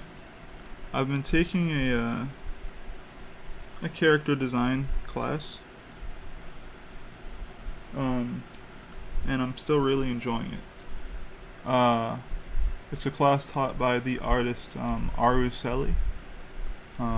She's done a great job with the class so far. I'm not too far into it. I'm like speeding through it. At first was like, oh god, like I wonder if it's gonna be over like in like the end of May or something. At least that's what I think I read, but I must have read wrong. Basically, it was like, you have over 200 days to like finish up the videos on this course, and I was like, huh. Alright, well, if I have that much time, then I'm just gonna put more effort into each part, instead of like rushing through. So I kind of slowed down so I can keep practicing drawing and doing other things and coming back to it and kind of going, okay, like I'm about to tackle this chapter of the lesson. I'm gonna put a lot of effort into it, and if the portion of it that's open, whereas though you can kind of put up your work and get some feedback possibly is still there, then that's what I'll do. But yeah, I'm still interested in doing that, and I pay for this class, and I'm very interested in getting that insight and whatnot, so I'm still enjoying it. So my sketches kind of changed. Interesting. Awesome. I'm glad there is some sort of change that's positive. I usually just attribute it to just drawing a lot.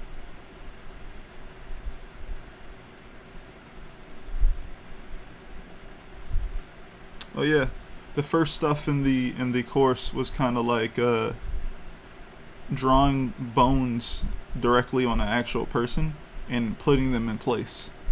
And I did like 2 of those, and I did 2 of those for the muscles as well. So yeah, that was fun. I had to label it too. I label all the bones and all the muscles. So that was cool. I don't know how it helped me yet. Like, I can't see it in my own art, but maybe you guys can, so that's cool.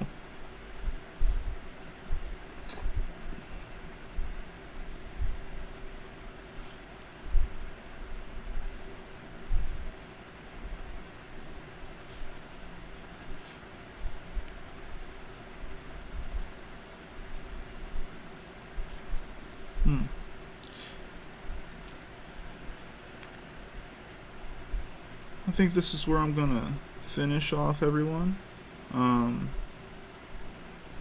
Be sure to be back tomorrow to check out the rest of this chapter. Looking over things that I have to get done real quick. Hold on. Okay, I went down too far. I don't have too long to go. I know that I'm gonna go back and make sure that the backgrounds are kind of like what I want them to be. But for now, I'm like mainly focused on the character art and interactions and expression and stuff like that. But yeah, I'm liking how it's turning out. I think it's looking pretty cool. Compositions are still working well, which is what I designed everything to work and flow like anyway. So yeah, I'm interested in that. And yeah, I'm not gonna necessarily rush, but I'm gonna put my best foot forward and try to just produce the best art and storytelling that I can. Not in that order. Storytelling over art. But yeah, everyone. I'm thankful to you guys for coming through and hanging out and subscribing, And I'll see you guys tomorrow. at 9 p.m. Eastern Standard Time. Peace, everyone. Get some rest.